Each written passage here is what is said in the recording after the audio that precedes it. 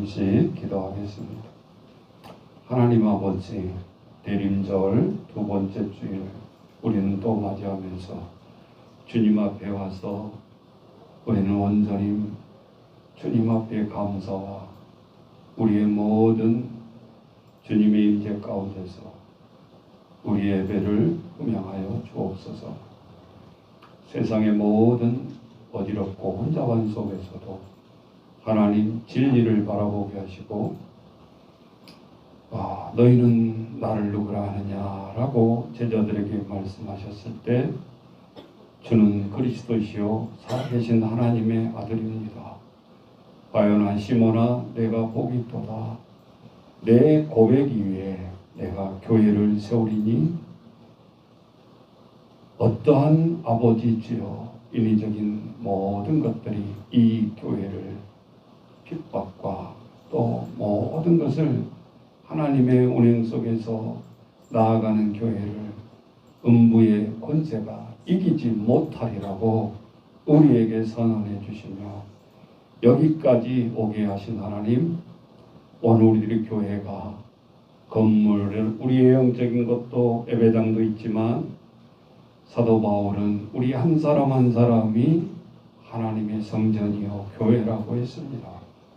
오늘 이 말씀을 통해서 깊이 묵상하는 예배의 시간이 되게 하시고 하나님 앞에 진정으로 우리는 살아있는 교회로서 움직이는 교회로서 우리는 그동안 하나님 앞에 어떻게 생활했는지 아버지 되돌아보게 하시고 살아 움직이는 오늘 우리들이 교회들이 하나님의 모든 권세와 또 능력과 우리의 사명으로 우리들이 잘 해나갈 수 있도록 아버지 인도하여 주옵소서.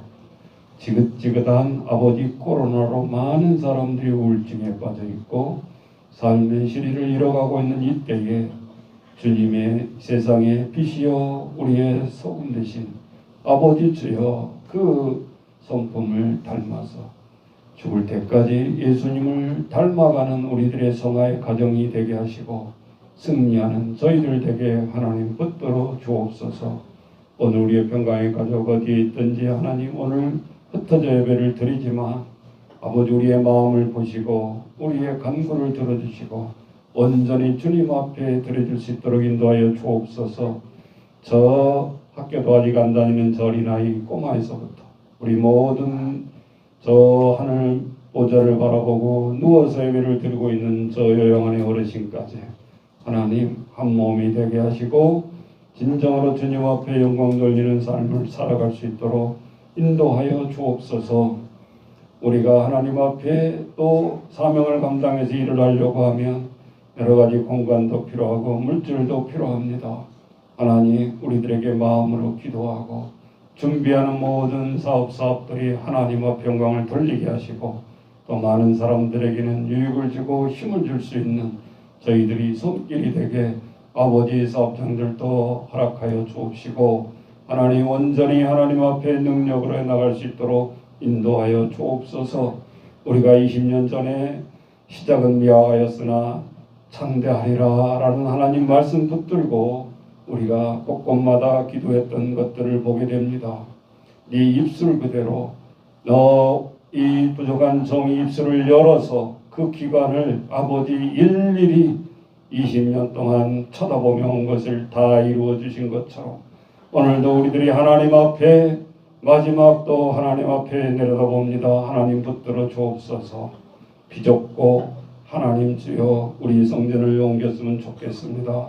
하나님 주여 하나님의 예배당들이 하나님 앞에 우리가 거친 돌이 되지 않도록 하나님 인도하여 주옵시고 하나님의 뜻이 우리는 어디에 있는지 알 수 없으나 우리가 정력으로 구하지 않게 하시고 진정으로 선한 길로 인도하여 주옵소서.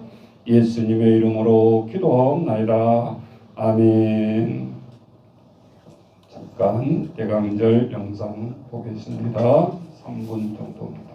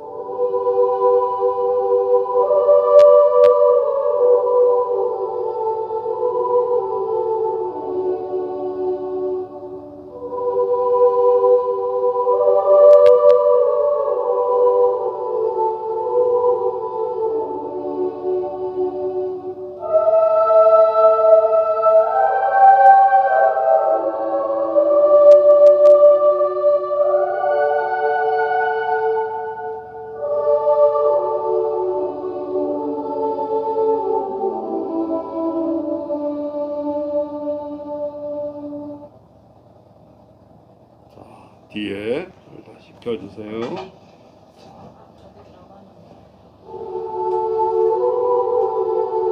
뒤에 붙은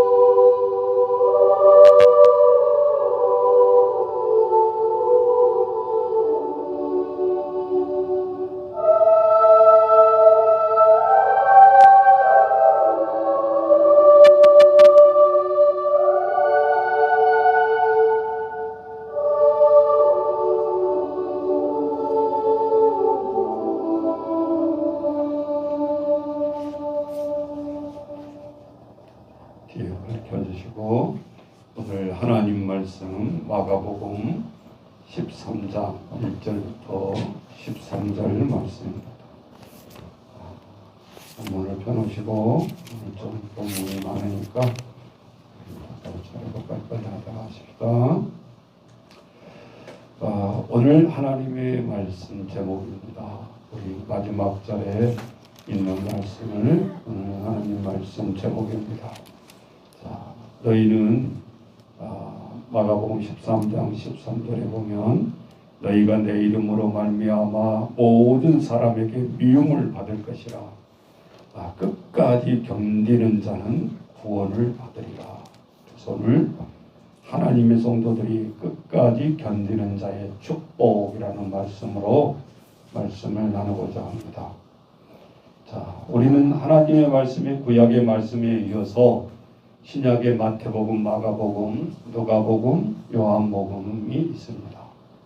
마태복음은 누가 썼어요? 마태가. 마가복음은 마가가. 누가복음은 누가가. 요한복음은 요한이 썼어요. 다 그 책 속에 저명자가 있잖아요. 근데 오늘 우리가 이 마가복음을 보면서 마가가 썼던 13장은 성전이 무너질 것을 예고하는 말씀인데 이 말씀을 정말로 볼 거냐 아니면 그 당시에 하나님의 말씀을 우리가 어떻게 상고해야 되는가. 여러분 우리가 문자적으로 성경을 이렇게 쭉 읽어가면 절대 안 되는 거예요. 그래서 우리의 신앙도 있지만 또 뭐예요? 신학이라는 게 있잖아요. 그래서 신학을 하는 거예요. 신학은 모든 우리 구조에 또 꼬리가 되기도 하죠.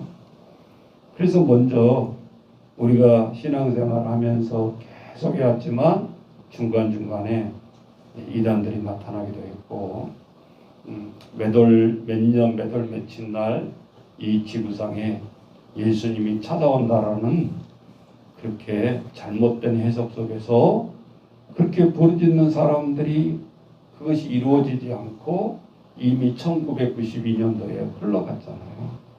그래서 하나님의 말씀을 보는데 똑같이 성경책을 보지만 우리의 신앙이 잘못되면 안 된다 그 말이에요.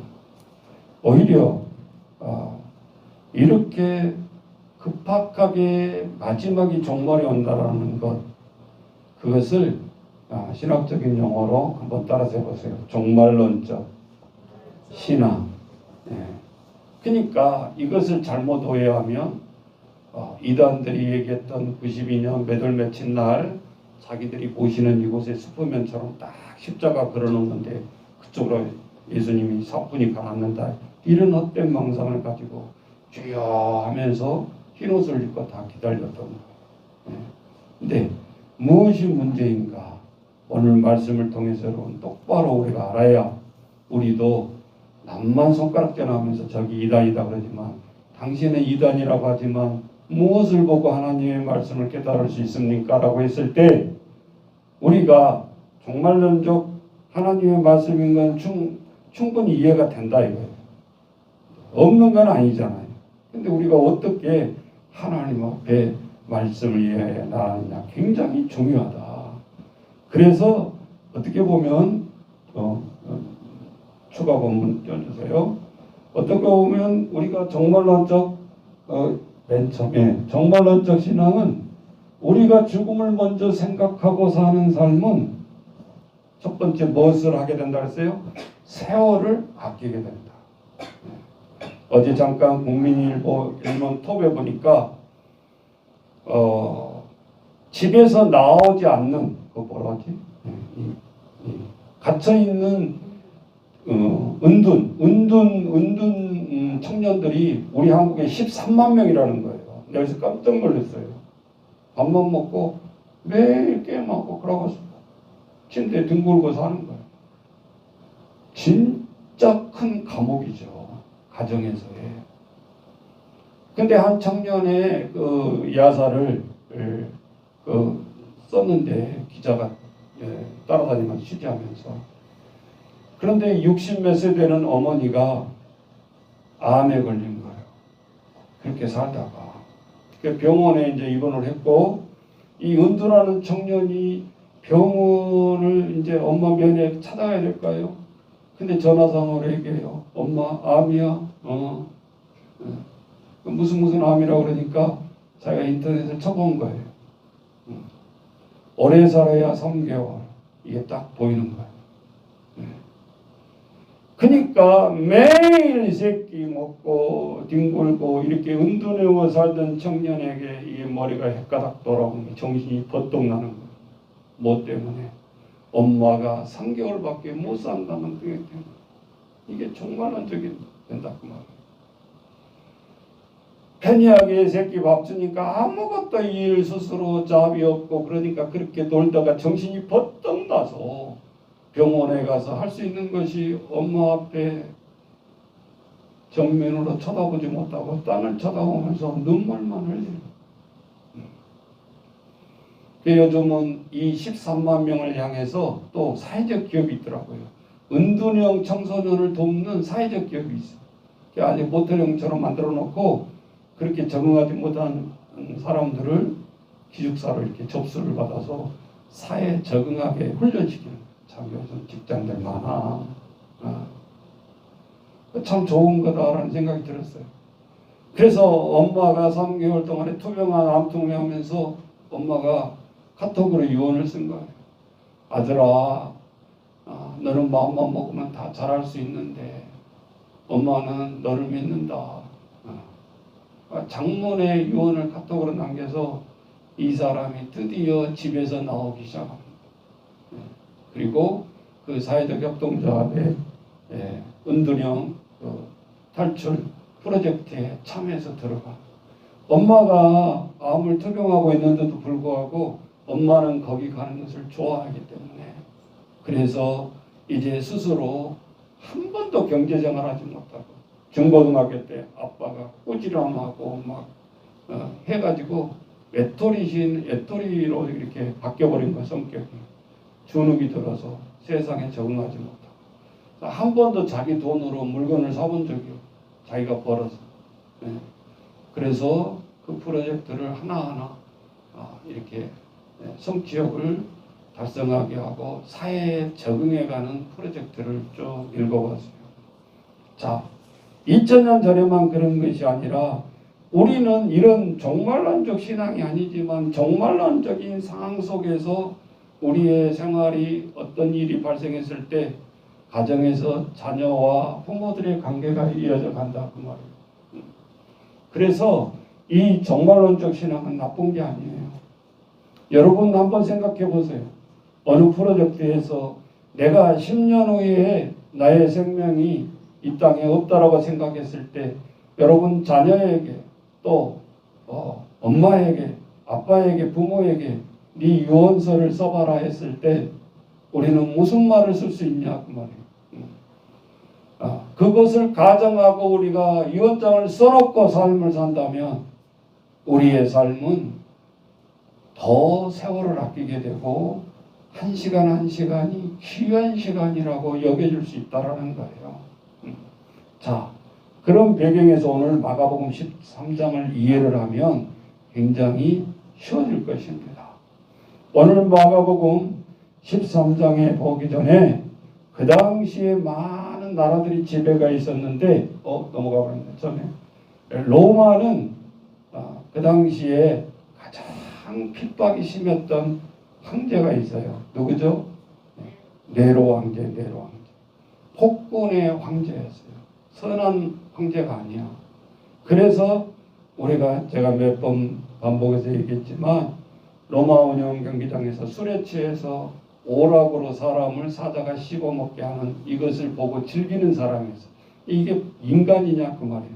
황제이기 전에 아주 괴팍한 폭군의 황제였어요.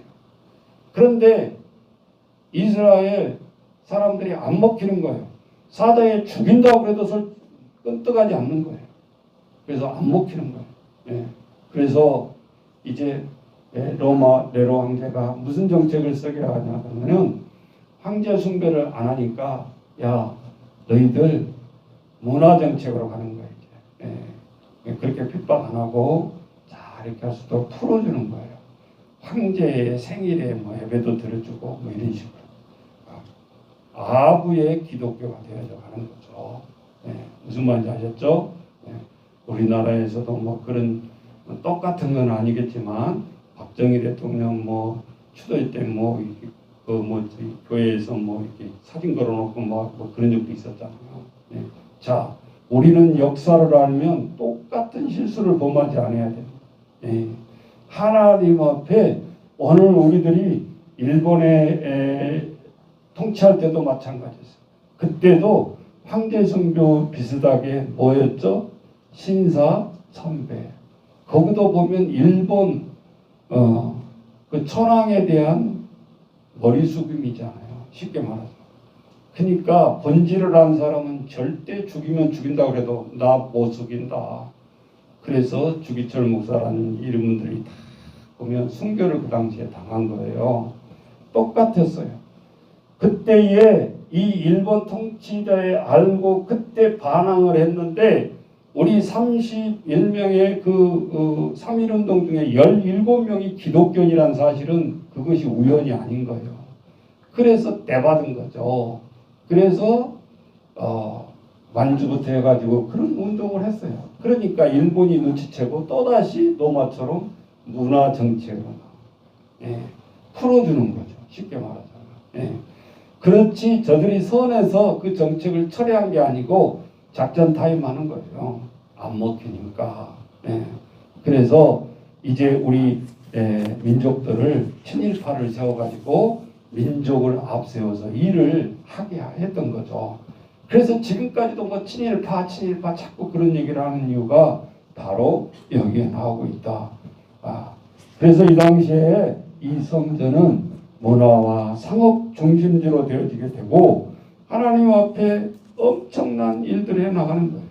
그래서 여러분 우리가 하나님 말씀을 읽다 보면 성전에서 동전 바꾸는 자 또 막 뻥튀기를 해가지고 우리가 안표상처럼 막 이렇게 정말 정식 가격으로 가서 보면 좋은데 딱 보려고 연애할 때 예를 들면 두 사람이 갔는데 2만원에 바꿔서 5만원, 6만원 바깥에서 표가 없어. 근데 사람들이 바깥에 표를 많이 가지고 있어. 예. 그럼 어떤 생각이 들어요? 영화 보기 전에 기분이 잡치죠? 예. 그리고 이 도덕행위를 했다고 말이에요. 성전 앞에서 이런 것을 보고 예수님이 보니까 하나님의 만민이 기도하는 집 앞에서 보니까 이 강도의 소굴로 변했다고 그랬잖아요. 성경에 보면. 그래서 예수님이 좌판을 다 뒤져엎는 거예요. 이 독사의 새끼들아 하면서 욕도 막 해가면서 예수님이 채찍을 들어대는 거예요. 왜 만민이 기도하는 집에 소굴을 만드느냐. 내 집은 만민이 기도하는 집이라 하면서 성전 정화 사건이 요한복음 2장에 보면 나오잖아요. 예. 그때에 성전들이 은행과 보리대금 하는 그런 것들 행위들을 했던 거죠. 예. 그래서 제사장들은 로마가 이제 풀어줄 때 저들은 아부하기 시작합니다. 그래서 로마 기념예배도 드려주고 사바사바 하면서 황제들의 이렇게 자시했던 거죠. 2000년 전이나 지금이나 하나님의 똑같은 교회가 있지만 그럴 수 있다라는 거예요. 여러분, 갑자기 생겨난 거 아니거든요. 네. 그 당시 우리가 성경을 읽어보면 로마에 결탁했던 파가 무슨 파죠? 네. 사두개파예요. 사두개파. 이 사두개파의 특징이 뭐예요? 부활이 없다라고 믿는 사람이에요. 그러니까 신앙도 그렇고 하나님의 로마에 결탁하는 이 파를 보면 성격을 알 수가 있잖아요. 예, 이게 말만 그리스도로 포장이 되어 있는 저들이 열심당원이었지만 본질은 인정하지 않고 있었다는 사실을 우리가 알 수 있어요. 그래서 오늘 마가복음 13장 1절 한번 보십시다. 오늘 보면 예수께서 성전을 떠나 나오실 때에 제자 한 사람이 선생님, 여기 공동 번역입니다. 똑같은 성경인데 쉽게 풀어서 이제 번역에는 번역인데 이거는 이단책이 아니고 쉽게 풀어 쓴 성경이에요. 그리고 그 시대를 반영해서 이해하기 쉽게 한 성경인데 공동 번역에 보면 똑같이 마가복음 13장 1절에 뭐라고 써 있냐? 예수께서 성전을 떠나 나오실 때에 제자 한 사람이 선생님 저것 보십시오. 저 돌이며 건물이며 얼마나 웅장하고 볼만합니까? 라고 말하였다. 그러니까 오늘 우리 뭐예요? 선생님이여 보소서 이 돌들이 어떠하며 이 건물들이 어떠하니까? 이렇게 이제 번역을 해놨잖아요. 그래서 하나님 앞에 이 마가복음 13장을 보면 미래형 동사가 27개가 나오고 있어요. 미래형. 앞으로 되어질 일이 앞으로 되어질 일이라는 거죠. 지금 현재가 아니고. 그래서 뭐 할 거니까 이렇게 해라. 그래서 명령과 복종형으로 이렇게 말씀이 되어 있는 것을 볼 수 있는데 전체적으로 내용을 보면 신앙의 공동체가 흔들리지 않도록 자기의 길을 가게 하는 가이드 역할을 하고 있다라는 거예요. 자, 오늘 우리가 하나님의 말씀을 보면 AD 70년경에 예루살렘이 망했는데 불에 타서 없었는데 그러면 이 마가복음은 AD 약 50년경에서 68년경에 쓰여졌다라고 추정을 하고 있어요. 내용을 보면 마가는 예루살렘이 멸망되기 직전에 이 책이 쓰여져 있었다라는 거예요. 쉽게 말하자면 그 당시에 로마 황제, 네로 황제, 박해와 폭군의 황제였는데 이 로마 역사를 보면 많은 그러한 기독교인들을 범죄자로 취급했어요. 그래서 참 너무나 우스꽝스러운 이 로마인들이 기독교인들에게 핍박을 돌리는데 세례식 하는 것조차도 저 기독교인들은 드라큐 같은 사람들이다. 피를 나누어서 마신다. 이렇게 소문을 퍼뜨리는 거예요.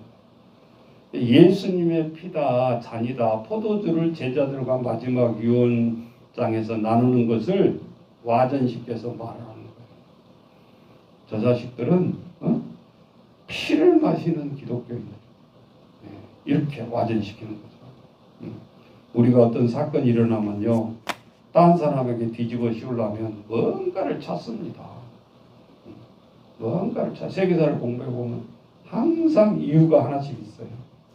여러분, 일본 관동 대지진 사건 1923년에 일어났을 때 그때 조선인도 수만 명이 죽었어요. 20몇만 명이 죽어나갔을 때 그 지진으로 죽으니까 그 내부가 혼란스럽고 분열될 것 같아가지고 일본이 뒤집어 씌우죠.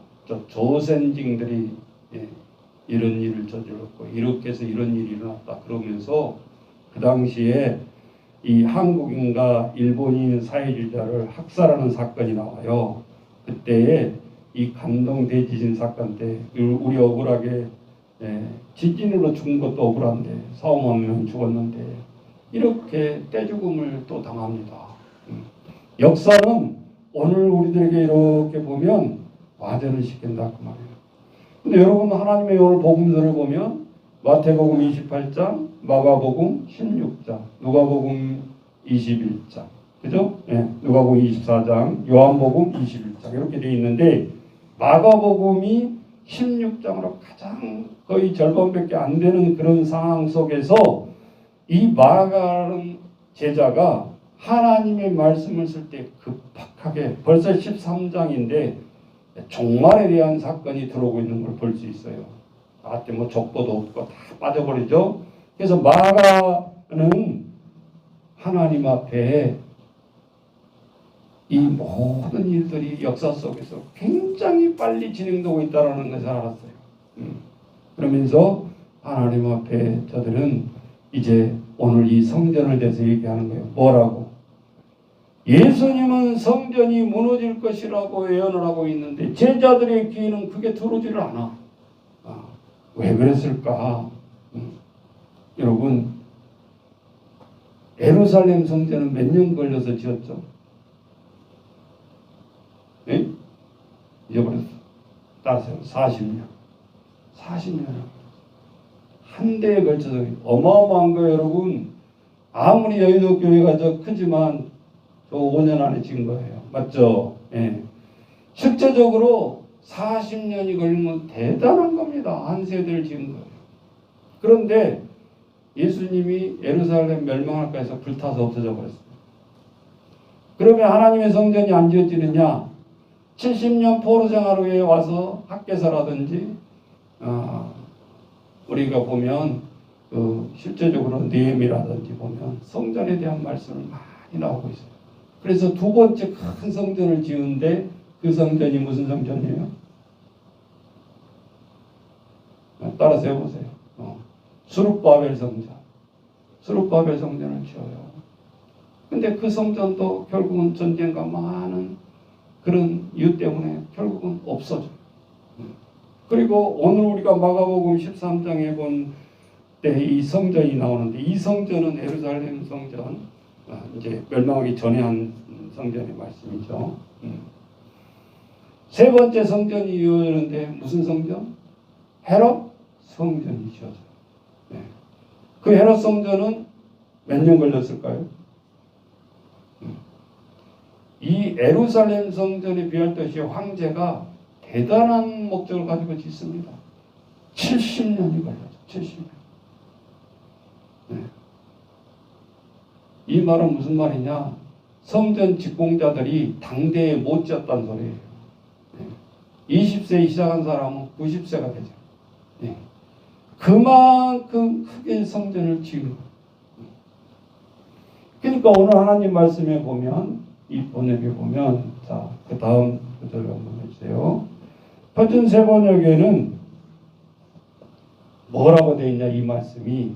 자, 다시 보세요. 예수께서 성전을 떠나가실 때에 제자들 가운데서 한 사람이 예수께 말하였다. 선생님 보십시오. 얼마나 굉장한 돌입니까?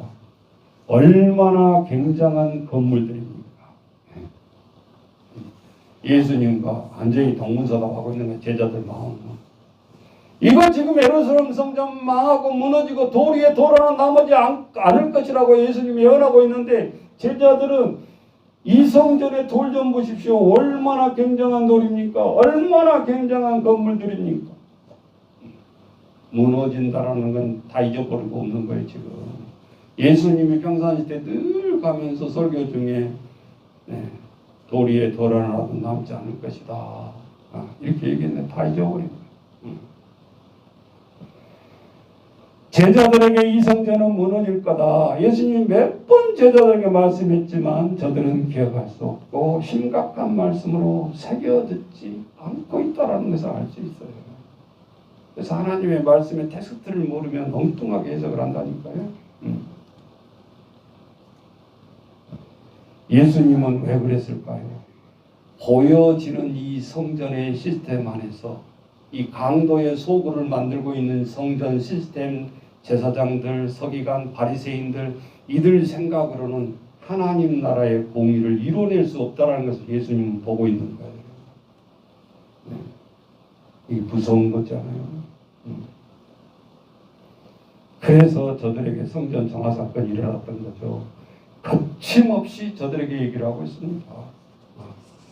예수님이 웃으셨다라는 것하고 아무리 찾아봐도 없어요. 성경은 사복음서에. 예수님은 우셨다라는 말은 몇 번 나와요. 그리고 예수님이 이 독사의 새끼들아 하면서 욕을 한 장면도 나와요. 근데 저들이 생각할 때 이 마가복음 14장 1절 이하에 보면, 자, 한번 보세요. 마가복음 14장 1절에 보면 다 같이 읽습니다. 이틀이 지나면 유월절과 무교절이라 대제사장들과 서기관들이 무슨 생각을 하고 있죠? 예수를 흉계로 잡아 죽일 방도를 작당 모의를 하고 있는 거예요. 뭐 성전을 정화해보고 열심히 우리가 하나님 앞에 어떤 것을 해보자 이런 뜻이 아니라 저 눈에 가시 같은 저 예수를 어떻게 하면 죽일까라고 하나님의 종들이라는 사람이 이 생각을 하고 있는 거예요. 악한 거예요. 2000년 전이나 지금이나 우리가 잘못 핀트가 맞으면 하나님을 믿는다는 사람들이 더 하나님을 모욕하고, 그래서 저들은 마가복음 14장 12절에 뭐예요? 예수님이 이렇게 얘기하죠. 영적으로 다시 깨뜨려 보고 있는 거예요. 제자들에게 정신 차리고. 다 같이 무교절 첫날 유월절 양 잡는 날에 제자들이 예수께 여짜오되 우리가 어디로 가서 선생님께 유월절 음식을 잡수시게 준비하기를 원하시나이까 하네. 계속. 자, 예수님이 마가복음 14장 19절로 가보면, 자, 너희들이 나와 같이 여기서 같이 한 식당에서 체험 만찬하고 있을 때 제자들에게 말하는 거예요. 나와 함께 먹는 자가 이 중에 한 사람이 나를 팔 것이다. 은삼식에. 제자들이 뜨끔한 거예요. 딴 데 가서 로마 제사장들과 결탁하고 온 유다가 거기 앉아 있었잖아요. 그런데 예수님이 그 말을 하는 거예요. 그러니까 뭐라고요? 그들이 근심하며, 제자들이 근심하면서 하나씩 12명 제자가 돌아가면서 주님 납니까? 나는 아니지요. 나는 아니지요. 나는 아니지요. 그 중에 한 사람은 있잖아.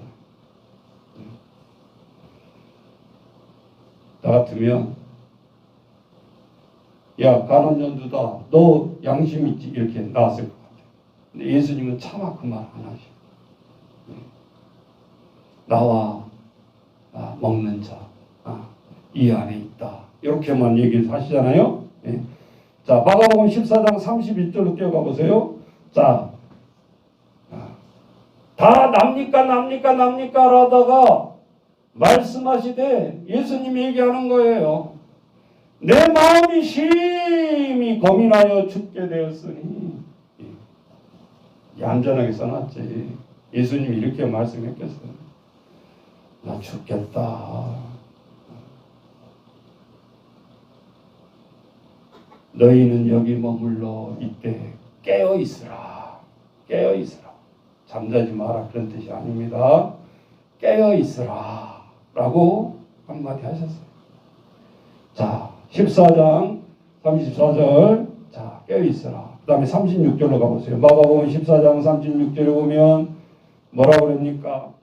예수님이 마지막 하나님 앞에 최후 기도를 합니다. 제자들을 위해서 민족을 위해서 이르시되 아빠 아버지여 아버지께는 모든 것이 가능합니다. 이 잔을 내게서 옮기시옵소서. 그러나 이 로마의 최고의 극형에 처해지는 십자가 틀 사형 틀 하나님 인간으로 너무 지기 힘듭니다. 그런 뜻입니다. 그러나 그것이 주님의 뜻이라면 아버지의 뜻이라면 아버지 원대로 하는데 순종하겠습니다. 이 마지막 최후의 기도를 하시는 거예요. 지금 예수님은 하나님과 최종 기도를 아버지의 뜻대로 하옵소서라고 입타가합니다. 자, 37절로 가보세요. 저들을 깨어있으라고 가서 아버지와 겟세마네 동산에 올라가서 아버지 앞에 최후 기도하고 내려왔는데 다 자고 있는 거예요. 제자들이. 얼마나 한심합니까? 이렇게 아버지의 예수님이 바라는 하나님의 뜻과 제자들이 예수님을 따르는 뜻은 완전히 삼천포. 그리고 아직 심각하게 받아들이지 못하고 있어요. 자, 3절 뭐라고 그랬죠?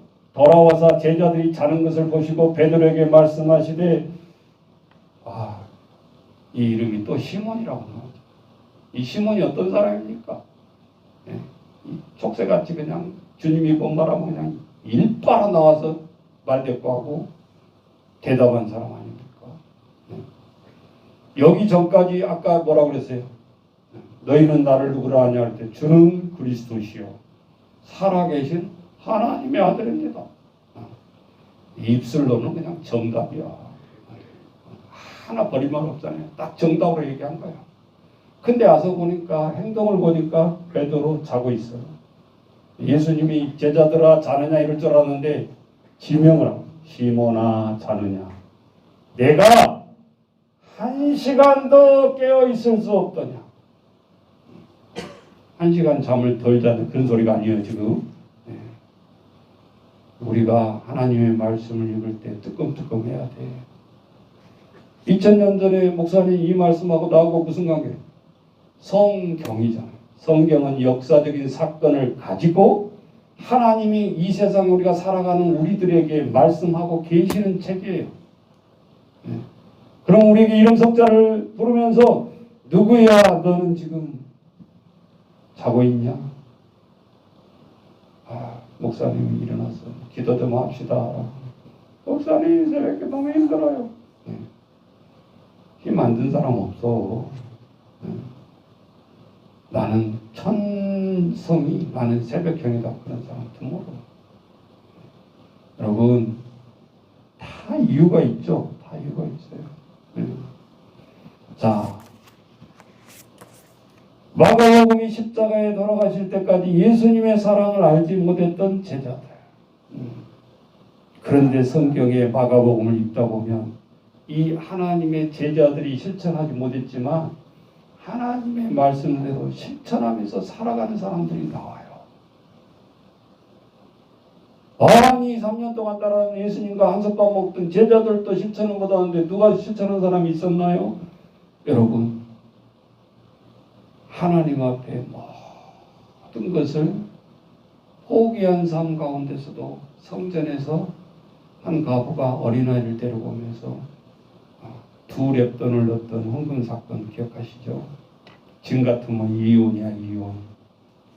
많은 돈 아니. 성경은 헌금을 많이 한 사람 이름은 없어. 근데 하나님이 그들의 손을 보시고 중심을 깨뜨려 보고 있는 거예요. 그러면서 예수님이 덧붙여요. 그냥 참 저거 아름다운 손길로 헌금했다 이러면 됐던데 뭐라고 그래요? 저들은 구차한 생활 속에서도 생활비 전부를 드렸다. 우리도 불편해 이런 말 들으면. 그죠? 네. 근데 예수님은 그것을 깨뜨려 보고 계십니다. 두 번째, 피가 흐르지 않는 이 혈루병 여인을 고친 사건이 나와요. 기뻐가지고 하나님 앞에서 영광을 돌립니다. 그 뭐예요? 베드로 장모 죽으려고 했을 때 살려놓으니까 하나님 앞에 영광 돌리면서 헌신합니다. 그 외에 이름 없는 여인들이 성경에 마가복음에 나와요. 누가복음도 나오고. 네. 우리가 대표적인 여인 하면 뭐예요? 예수님의 장사를 위해서 헌신한 사람 누구였어요? 지금 같으면 혼수 준비했던 그 향수야, 향료. 하루 일하면 1데나리온트를 받는데 300데나리온 나간 것, 이 비싼 것을 허비하냐고 제자들이 화냈던 사건 기억하시죠? 예수님이 너무 민망해. 예수님 머리에다 향유를 부었는데 막 제자들이 이 비싼 향유를 허비하냐고 그러면서 가난한 자에게 팔아서 주면 더 유익할 텐데 여기다 한 번에 예수님한테 부냐 그러면서 여러분 생각해 보세요. 예수님 마음이 어떻겠어요? 그래서 예수님이 한마디 거둡니다. 야 가난한 자들은 내가 죽기 전에도 있고 죽은 후에도 끊임없이 있을 거다. 없어지지 아니한다. 하지만 이 여인이는 마지막 나의 장사를 준비했느니라. 이 일을 기억해서 대대대 오는 세대들에 알게 해라. 그래서 성경에 올라간 거 아니에요? 맞죠? 예. 항유옥합을 깨트린 여인. 그러니까 제자들은 힘있게 말만 했지 이거 완전히 예수님 앞에 박살난 거예요. 그때도 혼냈다가 오히려 예수님 앞에 혼난 거잖아요. 제자들이. 이름조차 받고 싶지 않았던 사람들. 그래서 마가 기자는 이 철학이 뭐였냐? 사람의 이름 중요하지 않아. 제자의 감투 그런 거 중요하지 않아. 하나님 앞에 나가는 일은 오히려 인간이 이름이 밝혀질수록 예수님은 죽는 상황에 이르는 거예요. 그것이 제사장과 서기관들이 결탁을 해서 예수님을 소곤소곤하면서 어떻게 하면 죽일까? 그거를 논했던 거죠. 예.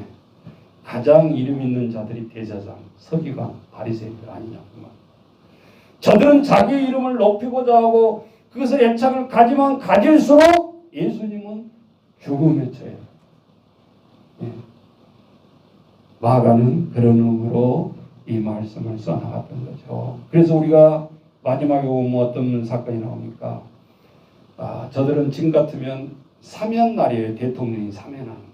그러니까 황제가 지금처럼 1년에 한 번이면 이렇게 제수를 놓아주는 날이 있는데 민심을 끌라고 야 너희들 제수 중에 예수자와 이 바라바가 있는데 누구를 놓아줄까? 그런데 누구를 놓아줘요? 바라바라고 한단 말이에요. 이건 살인자야. 진짜 살인자라고.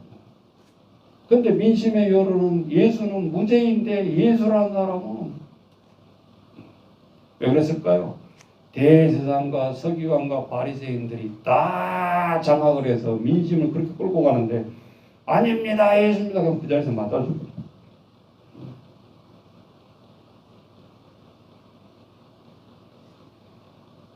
당연히 제목이 없는 로마법에 의해서 인류를 지배하는 나라라고 한다면 예수님은 십자가의 처형이 되어서는 안 되는 거죠.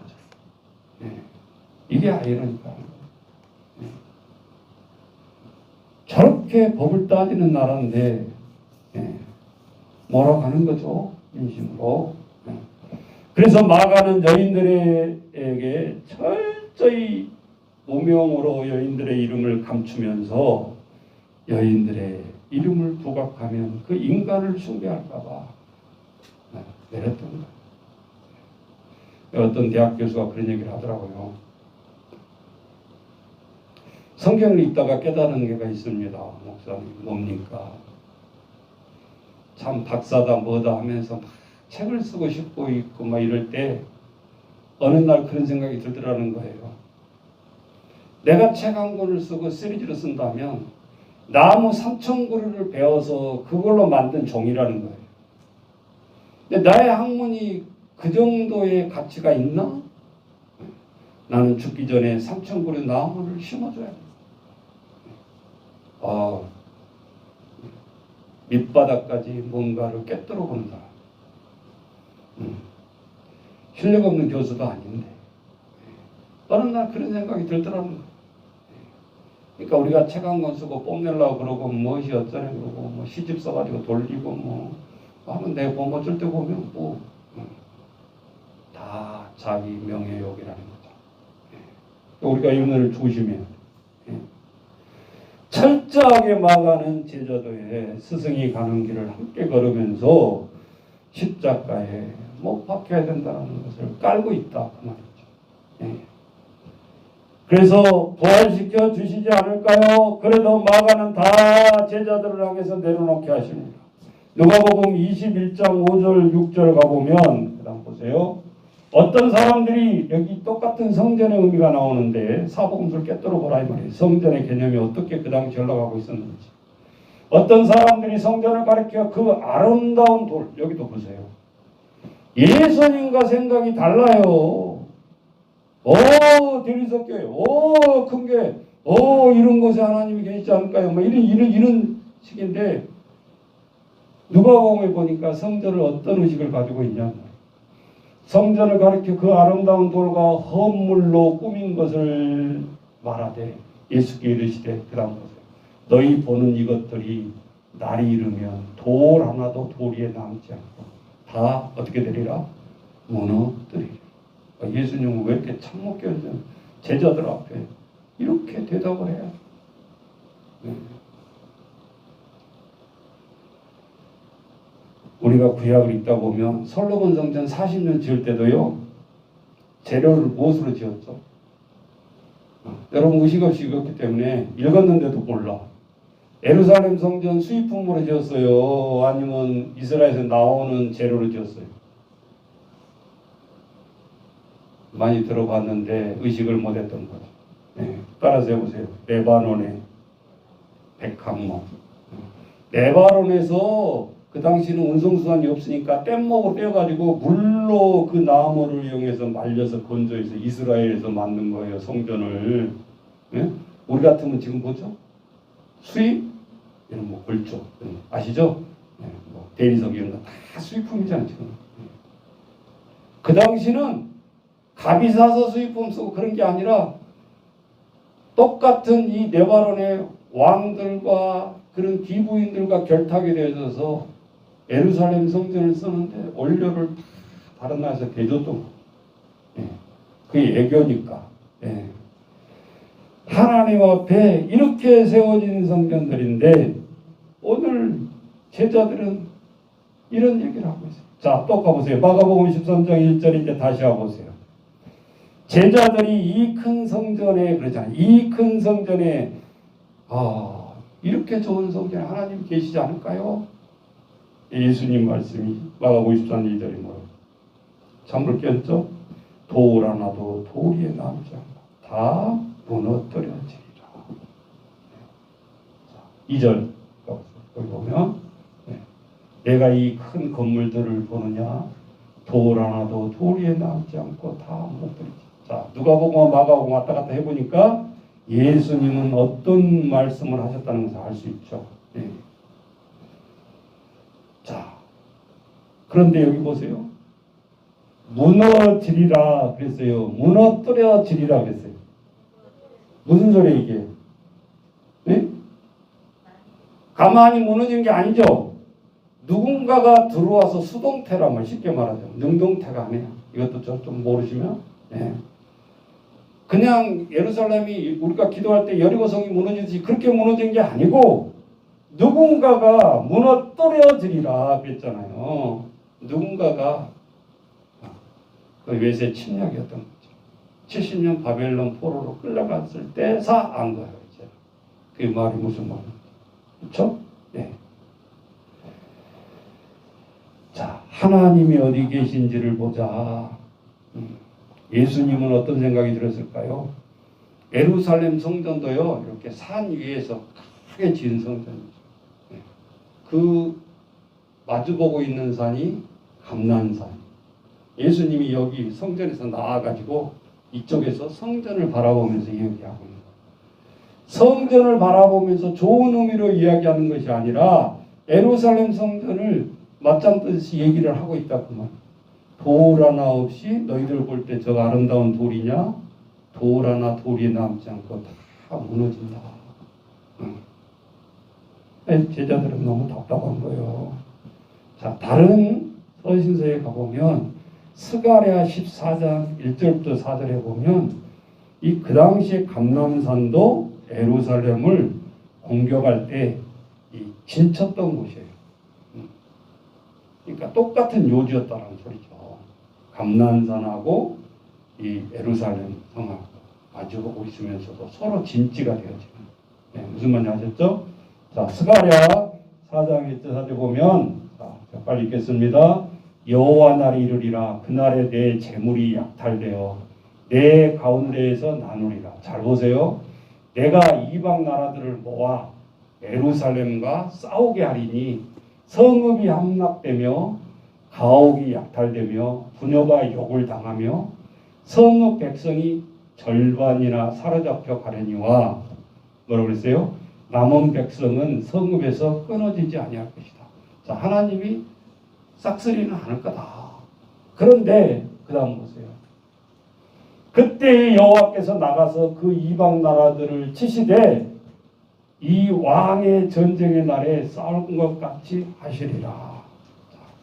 4절로 가보세요. 자, 다 같이 읽어봅니다. 그날에 그의 발이 예루살렘 앞 곧 동쪽, 여기 보면 무슨 산 나와요? 감람산에 서실 것이요. 아셨죠? 감람산은 그 한가운데서 동서로 갈라져서, 잘 보세요. 매우 큰 골짜기가 되어서 산 절반은 북으로, 산 절반은 남으로 옮겨지리라. 뭐예요? 남북이 갈라져. 네. 무서운 예언 아니에요. 정확한 예언이면서도 네. 스가랴 선지자는 이렇게 예언을 하고 있는 것이죠. 네. 자, 이게 빈말이었나요? 그대로 되어지는 거예요. 그대로. 네. 하나님의 말씀은 무서운 것입니다. 네. 예언대로 되지만 감람산의 예루살렘 성전이 산에 지어져서 온전히 예루살렘 성전은 폐기되어져 버렸습니다. 불타 없어져 버렸습니다. 여러분, 우리가 요한복음에 보면 나다나엘을 예수님이 만났을 때 무화과 나무 아래에 있던 내가 나다나엘을 보았노라, 이런 적이 나와요. 과일나무, 무화과 나무 생각하면 안 된다고. 예수님은 율법에 충실한 예루살렘의 삶을 요구하셨어요. 그런데 거기서 그런 삶이 나오질 않아. 그래서 무화과 나무로 이렇게 봤죠. 그래서 열매가 없었어요. 그때 예수님이 지나갔어요? 저주했어요? 저주하면서 말라서 죽게 만들어버려요. 그러면 그 상징이 열매 없는 나무가 예수님의 저주를 받아서 말라 죽게 한 사건이 나무로 보면 절대 안 되는 거죠. 네.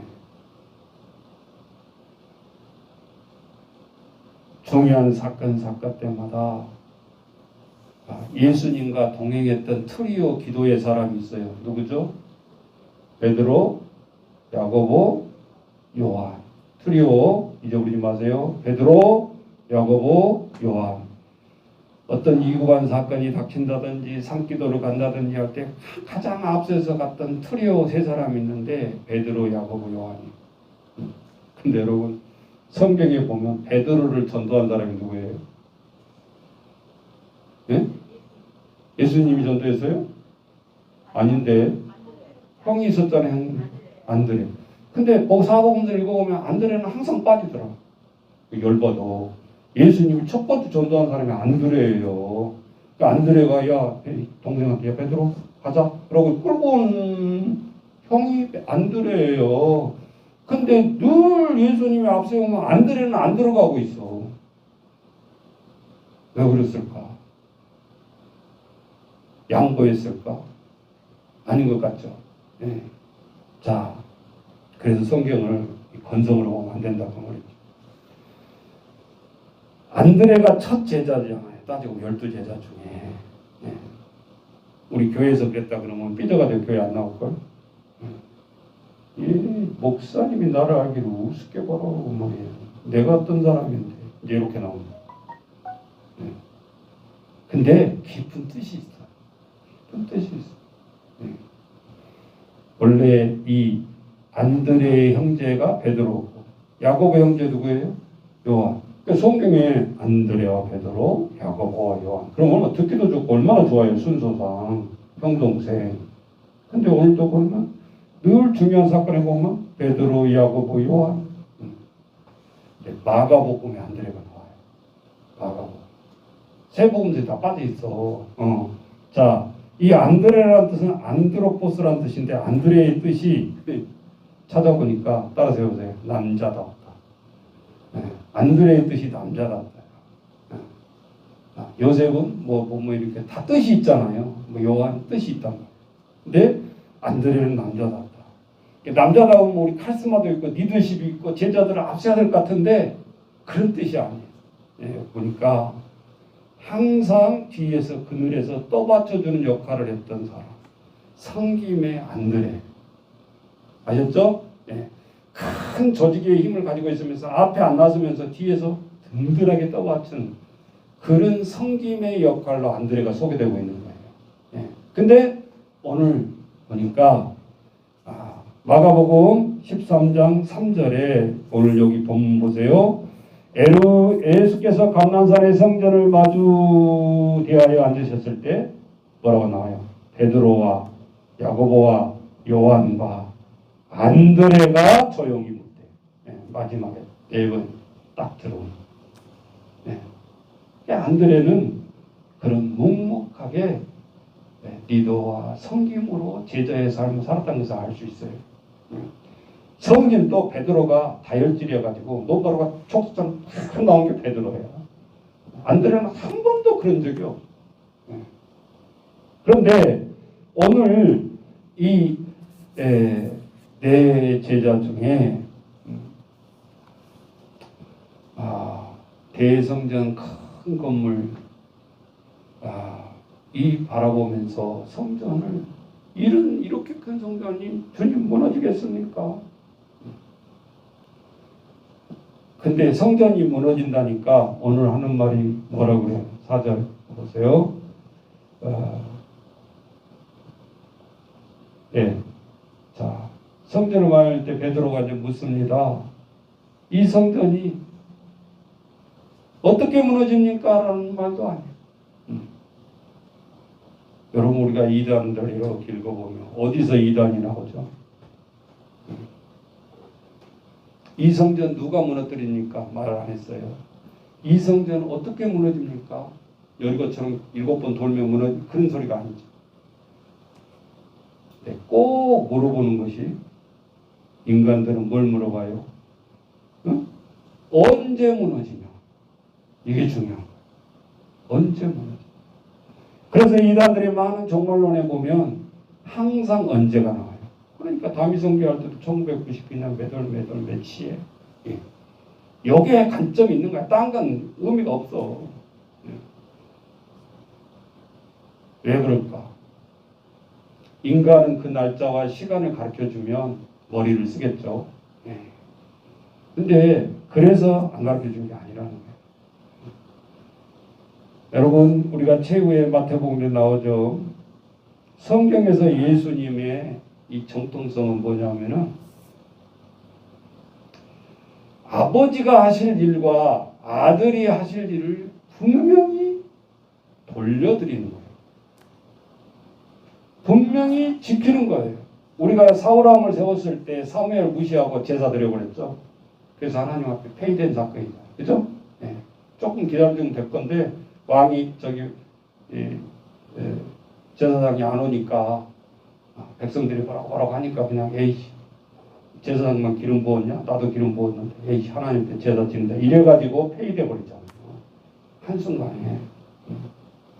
성경은 예수님은 성부의 역할과 성자 역할을 구분하시는데 예수님은 사복음서를 다 읽어보면 이 역할은 하고 있어요. 따라서 해보세요. 최후, 징조, 사인은 말해줘요. 첫째의 기근이 올 것이다.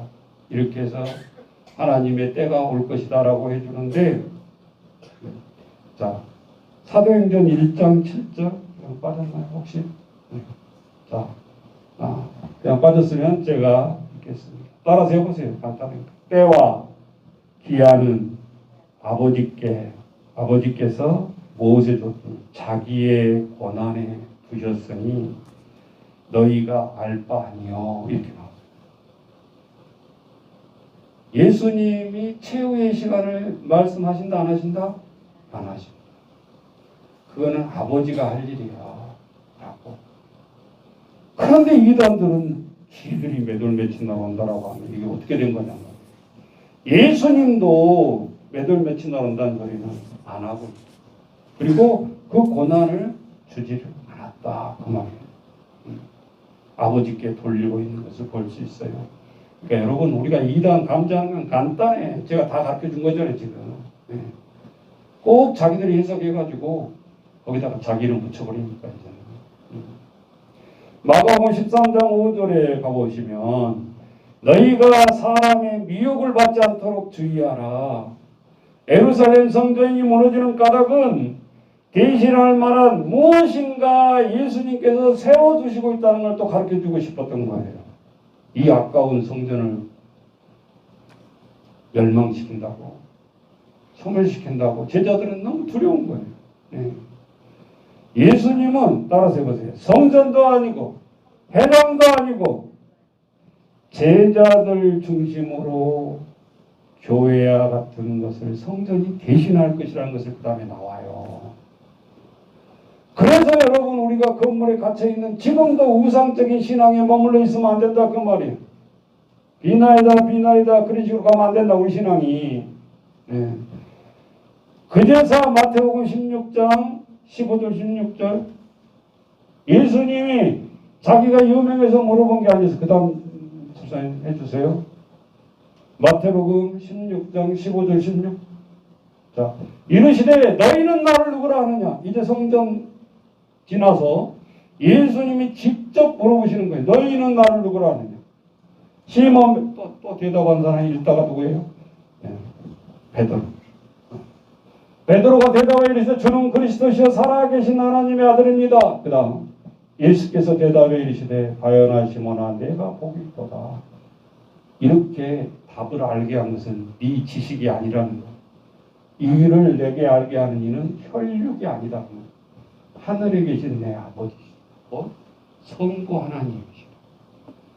여러분 잘 기억해야 돼요. 내가 똑똑해서 뭐 성경을 배워서 뭐 신학을 배워서 이런 고백이 나온 게 아니라는 거예요.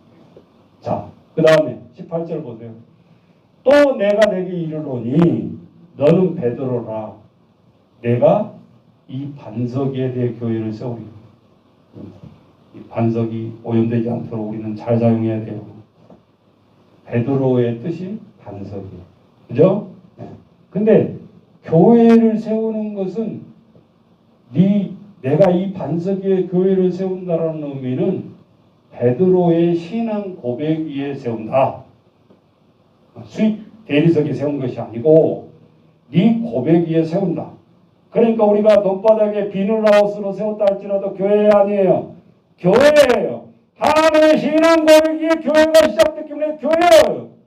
세상에서 볼 때는 그게 어떻게 비닐하우스가 교회냐 그럴지 모르지만 하나님의 신앙 고백 위에 세워졌어요. 가정집에서 세워지면 교회 아니에요.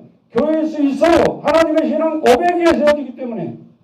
외형적인 고백으로 자꾸 여기지 말라 그 말이요. 뭐 보통 그 사이즈는 어떻게 돼야 되고 이래야 교회겠지. 그거는 우리 생각이고 예수님이 말씀하는 교회의 의미는 그게 아니다 말이야. 그렇게 고백 위에 세울지라도 능력이 있어요. 뭐라 그랬어? 어떤 세상의 음부의 권세가 그 교회를 닫지 못할 것이다. 어디 감히 함부로 때려 부수고 십자가를 뽑고 하냐 그 말이에요. 법이라고? 택도 없는 소리예요. 하나님의 법이에요. 이건 하나님의 법, 성경입니다. 세상의 법을 위에 있다 그 말이에요. 어떻게 교회를 핍박하려고 세상 법을 제정해서 달라드냐 그 말이지. 우리는 비굴한 거예요. 그렇게 되면. 그러면서 뭐라 그래요? 교회가 무슨 역할을 하는데요? 어느 사람 도와주는 것은 교회 아니도 선한 사람도 다 할 수 있는 이야기야. 교회에서만 할 수 있는 일이 아니야. 그것이 주된 목적이 될 수도 없어요. 또 왜 그런가? 오늘 나오잖아. 베드로에게 하나님이 열쇠를 주겠다는 거예요. 천국 열쇠를 내게 주느니 내가 땅에서 무엇이든지 매면 홈이 매는 생각하지 마세요. 네가 비록 그 땅에서 하나님 앞에 간구하는 네 간구의 기도가 그 말이야. 땅에서 무엇이든지 매면 어디에서 매여진다? 하늘에서 매인다. 중보기도 하나님 앞에 상달된다는 의미잖아. 이 말이. 예? 하늘에서도 매일 것이요. 내가 땅에서 무엇인지 풀면 하늘에서도 풀리리라. 자, 천국과 이 땅은 단절된 것이 아니라 소통이 되고 있다. 다만 우리가 하나님 보좌에 지금 안 올라가서 그렇지 연결된 사역이라는 거예요. 교회는. 예. 물론 교회는 불완전하죠. 예. 어제 사람 죽이고 어제 강도질하는 놈 와서 성도라고 앉아있는데 이 사람이 하루아침에 천사로 바뀝니까? 교회는 종합병원이에요. 그래서 종합병원. 이 사람 저 사람 다 환자들이다 그 말이에요. 환자들의 죄다 그 말이에요. 어찌 나는 죄 없다라고 얘기하는 그런 교만이 되냐 그 말이에요. 그게 바리새인의 기도였잖아요. 나는 저 세리 같지 않고 나는 저 희생남 같지 않고 하나님 앞에 철저히 3번 기도드리고 이렇게 깨우쳐지고 나는 하나님 앞에 이런 사람입니다. 그럴 때 예수님이 그걸 꾸짖으신 거 아니에요. 네 자신을 알아라.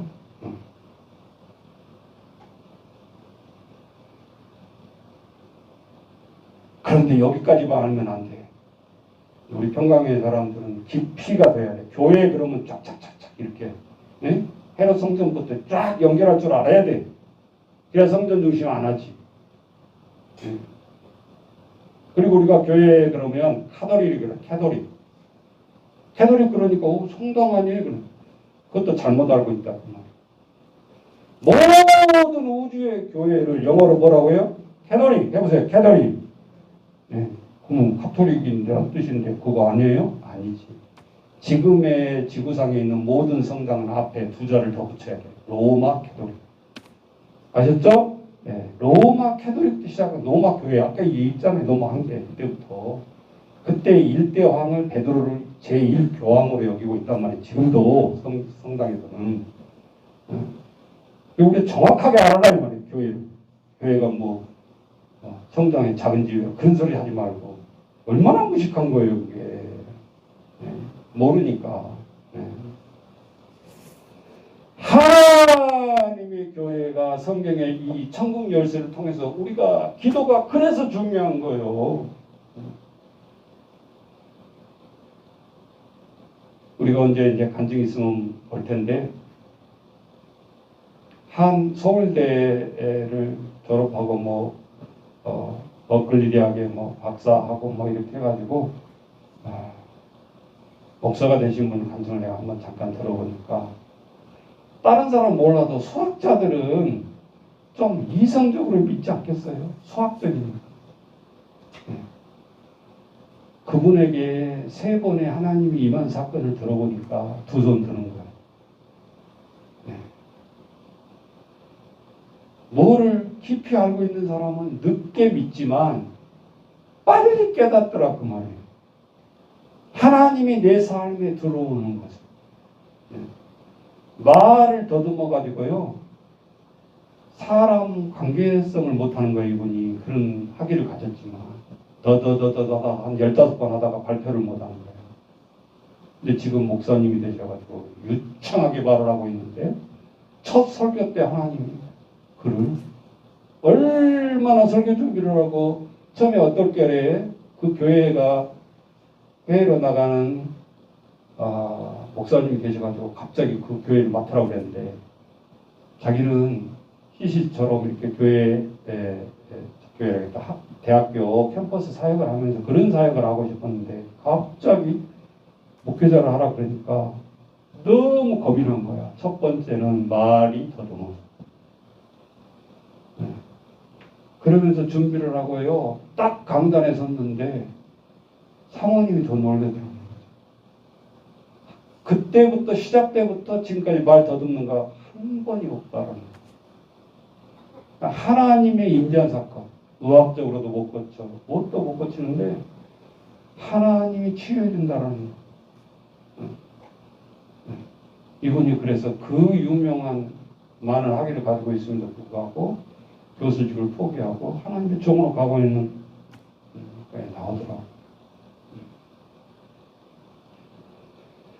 사도 바울은 더 깊게 가지고 갑니다. 이 하나님의 교회를.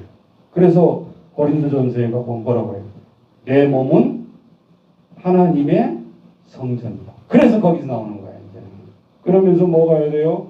이 성전이 폐기되면 새로운 성전이 세워진다. 그게 교회였다. 그 말이에요. 그리고 건물뿐만 아니라 하나님이 모여서 기도하는 모든 사람 한 사람 한 사람이 교회예요.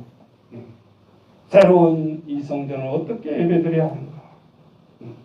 그래서 잘못 얘기하면 안 돼. 제대로 알고 얘기할 성도들도. 목사님이 제사장이에요? 아니에요? 제사장이에요? 아니에요? 제사장이에요? 권사님 미안하지만 이제 수정하여야죠. 목사는 제사장이 아닙니다. 왜 그런가 보세요. 예배 드릴 때 우리가 매일 희생제물 피 뿌리고 짐승 잡습니까? 여러분 그거 못 들어오고 나만 혼자 진행을 합니까? 아니죠. 제사장이 분명히 아닙니다. 의미는 통한다라고 권사님이나 그렇게 이제 받아들이고, 왜? 히브리서에도 보면 피 흘림이 없는 즉 죄를 사할 수가 없다고 그랬어요. 우리 기도하잖아요. 죄를 사해 주세요라고 기도로 대신하잖아요. 지금도 짐승의 피를 흘려야 되는 제사라고 한다면 그거는 예배가 아닙니다. 왜 아닌지 보세요. 성전에 피 뿌리고 그렇게 어떻게 예배하는 거야? 아니잖아요. 그래서 성경에 요한복음에 깊이 들어갑니다. 요한복음 다시 4장 24절. 예수님이 얘기하는 거예요. 성전 무너지고 새로운 교회가 나올 텐데 새로운 교회는 이런 것이 새로운 교회라는 거예요. 뭐예요? 예수께서 제자들에게 이르시되 누구든지 나를 따라오려는 자기를 부인하고 자기 십자가를 지고 나를 따를 것이다. 자, 요한복음 4장 24절 했나요? 예. 자, 그 다음에 요한복음에 보면 이런 말씀 나오죠? 따라서 보세요. 하나님은 영이시니 예배하는 자가 뭐로 예배할지니라? 영과 진리로. 재물 아니죠? 영, 하나님의 영, 고리, 성령과 진리, 말씀, 로고스, 태초의 1장, 요한복음 1장에 태초에 하나님 계셨는데 그 말씀이 곧 하나님이시라. 아셨죠? 예. 그래서 연결이 돼야 되는 거예요. 예. 말씀이 곧 로고스라. 요한복음 4장 21절로 가보세요. 여기 이제 그 사마리아 여인 나오죠?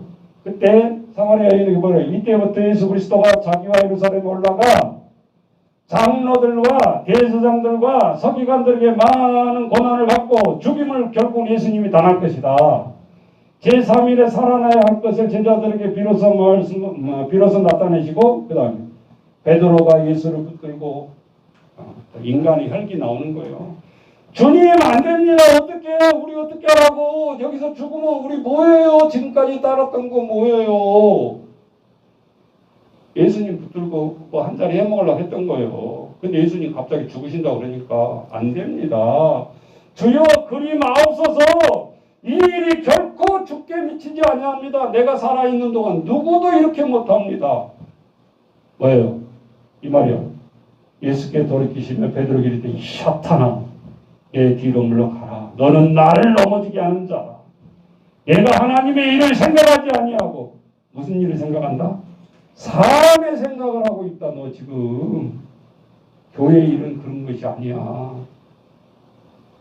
사탄으로 가장 어디 속에 들어와서 나에게 지금 항건하고 있는데 나를 생각한 척 이야기하고 있는데 그거는 네 인간의 생각이야.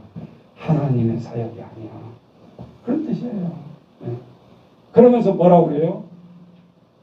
23절, 24절에 보세요. 올라가 보세요. 예수님이 다시 이렇게 얘기하는 거야. 제자들에게. 나를 따라오고 싶냐? 그러면 너 자신부터 부인하고 네 십자가를 져라. 집에 치매로 있어요. 사람이. 이 시어머니 빨리 갔으면 좋겠네. 인간의 생각. 근데 하나님의 말씀 복음으로 다시 살펴보면 따라서 해보세요. 시어머니 모시는 것이, 치매 모시는 것이 자기 십자가예요. 여러분 되돌키지 마세요. 그것을 안 받으려고 그랬잖아요. 안 받으려고. 예.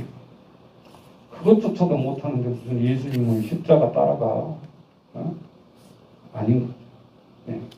자, 마가복음 13장 6절로 다시 돌아와 봅니다. 본문으로. 많은 사람들이 내 이름으로 와서 이르되 내가 그라하여 많은 사람을 뭐하리라? 위협하리라. 이게 이단들이 우리들에게 접근하고 있잖아요. 거짓 선지자들이 출현할 거라는 거예요. 예수님 2000년 전에 이미 예언하고 있어요. 지금 갑자기 튀어나오는 것이 아니에요. 난리와 7절에 난리와 난리 소문을 들을 때 두려워하지 말라. 이때에 AD 세계사를 보면 AD 68년경에 이 누가복음이 써졌다고 하면, 아니 마가복음이 써졌다고 하면 로마의 AD 61년 전에 포에니 전쟁이 일어나요.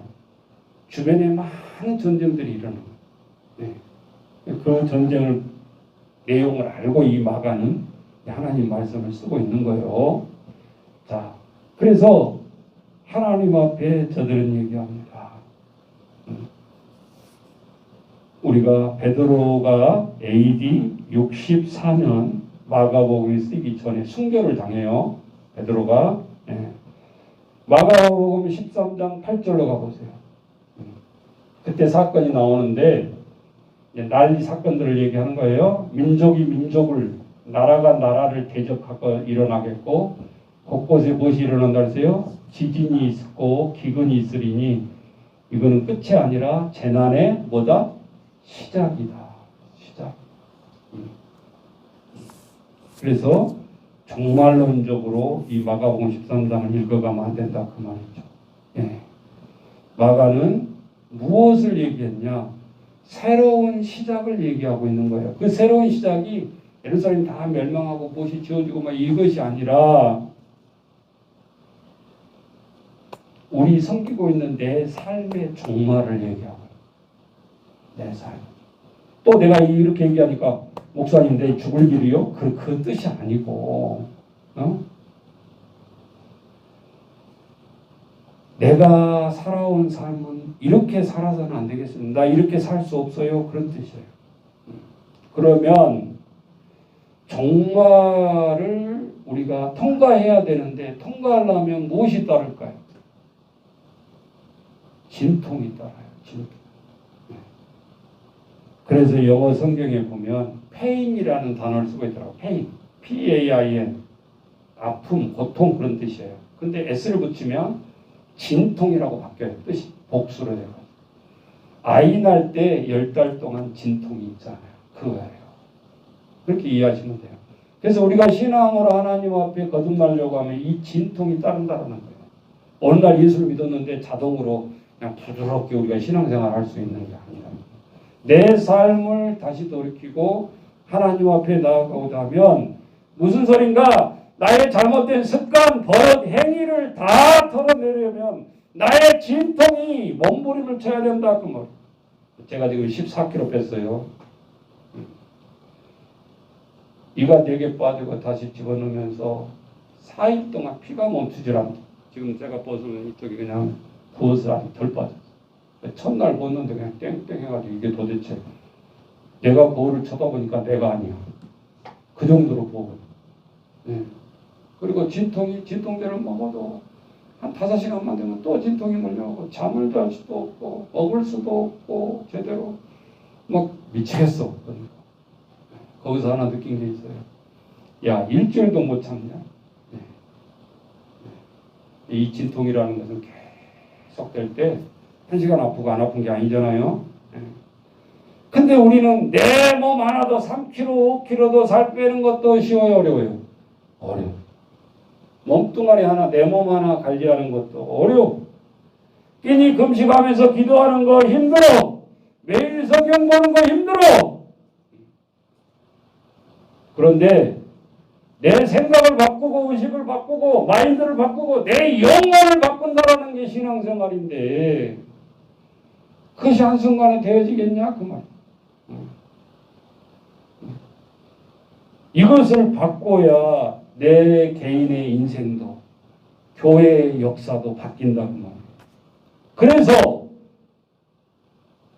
고교가 부패하고 면제부 발행하고 그럴 때 얼마나 많은 사람이 불에 태워서 재물이 됐냐고 말이에요.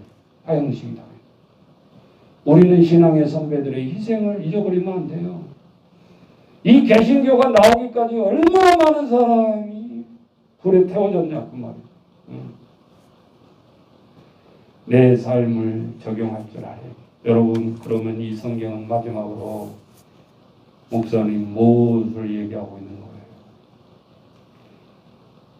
우리가 진통을 겪어내려면 인내의 시간이 필요해요. 참음이 필요해요. 그죠? 네. 좀 안 아프게 좀 해보세요. 나 집 가면서 마취 주사를 5배를 놓고 이 드릴로 뚫는 거예요. 아시죠? 치료가 아니야. 이빨 보니까 막 뭐 완전히 막 그냥 잇몸에다가 막 나사를 박아가지고 막 이게 억지로 하는 거잖아요. 따지고 이게 안 아프겠어요? 생일을 무슨 철판도 아니고.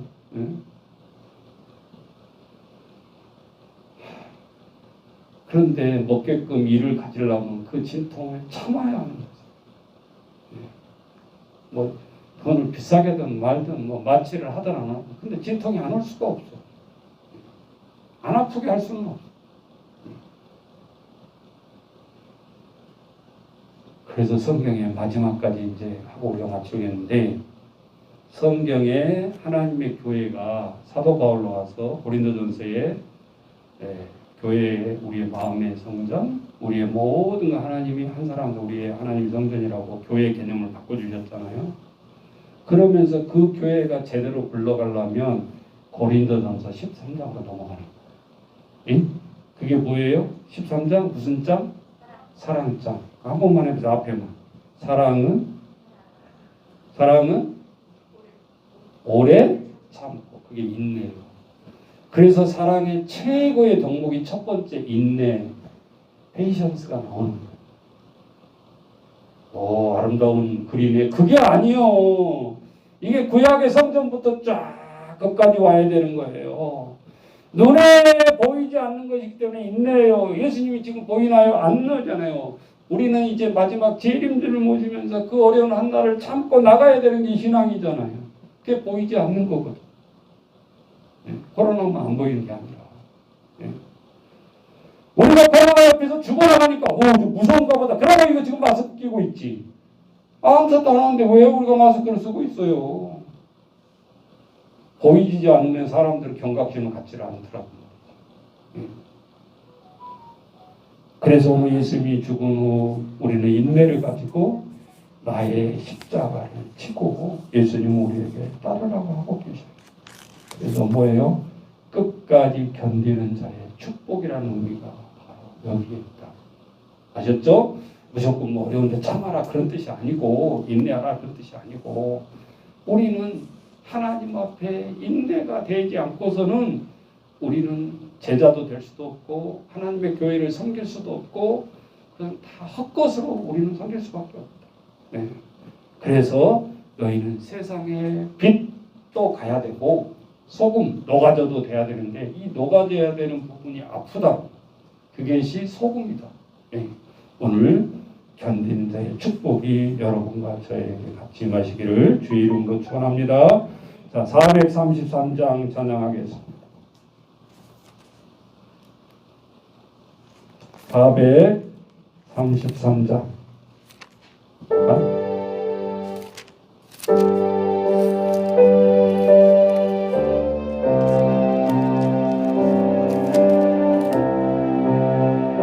1절 4절 말씀입니다. 이하신 주여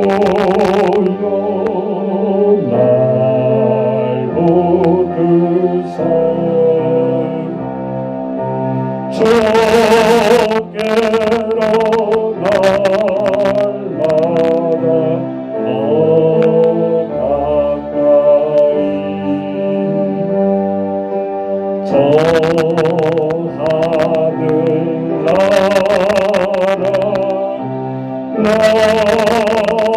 올라가 고저의 고만을 으앙이여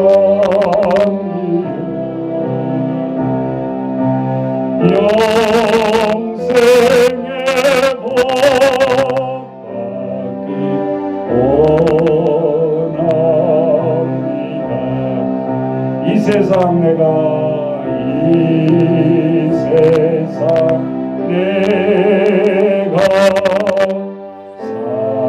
살고 나는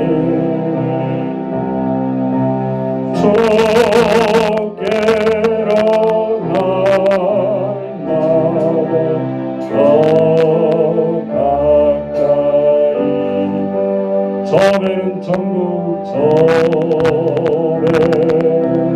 천국 나아가 한없는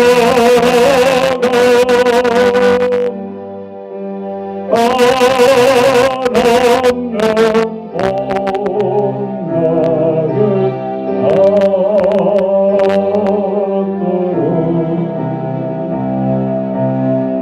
받도록 성하며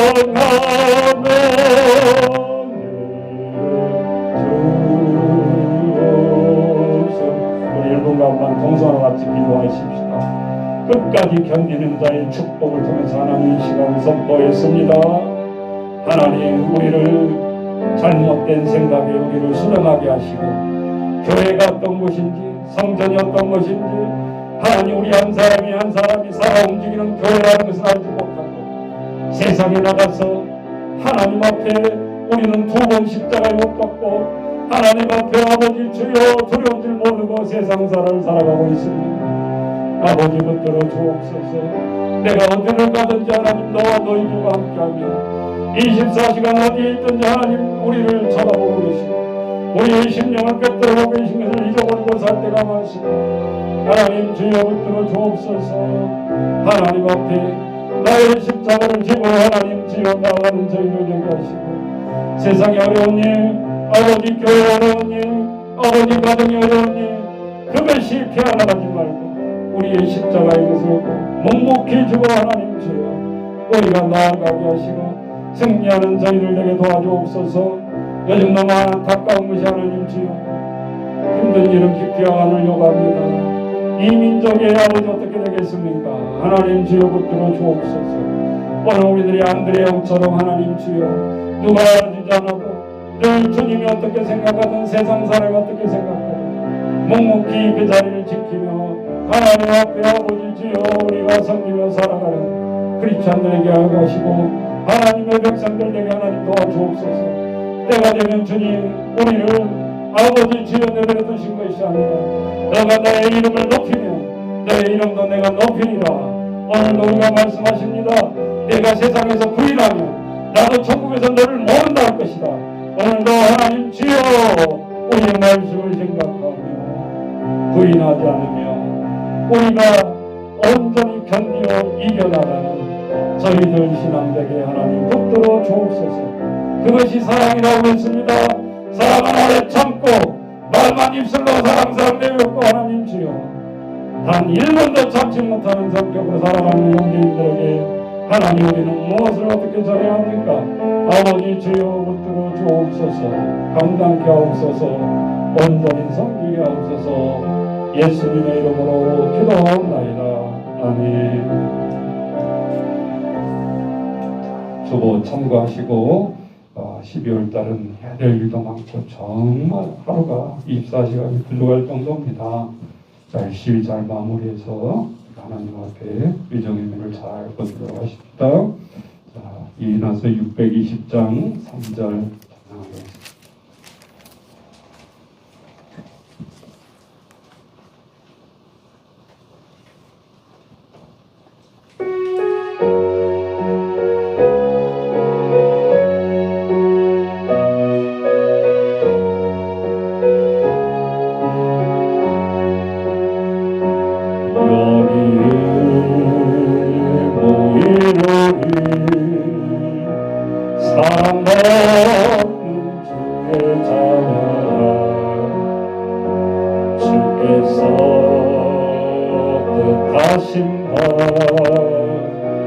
우리 통해 펼치신다.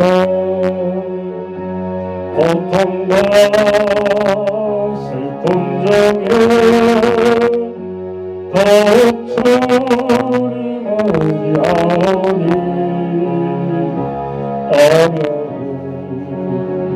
이겨내고 주님도 찬양하라. 인내는 구스러 주가 지켜주신다.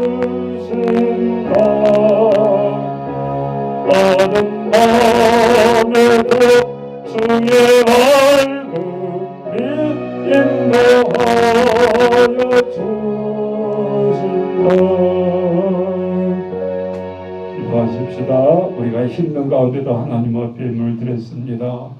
들어진 손길이 하나님 축복하시고 어려울수록 우리에게 꿰매 삶을 살지 않도록 하나님 축복해 주시고 우리의 모든 사업과 직장들을 하나님 들어서 주시옵소서. 감당케 하옵소서. 지금은 주 예수 그리스도의 이름으로 아버지 주여 끝까지 견디는 자의 축복의 말씀에 선포를 가슴에 새기며 우리가 참다운 교회가 되어야 된다는 것을 깨닫고 나아가서 선포하고 전도하기로 다짐한 우리 모든 성도들 머리에 영원토록 함께 하시기를 축원하옵나이다. 아멘. 주여 감사합니다. 하나님 주여 도와주옵소서. 감당케 하옵소서. 아버지 주여 오늘도 능력에 전달되게 하시고 하나님 앞에 어렵지만 오늘 진리의 말씀 앞에서 아버지 교회가 교회답게 성도가 성도답게 하나님 힘있게 나아갈 수 있도록 축복하여 주옵소서. 예수님의 이름으로 기도하옵나이다.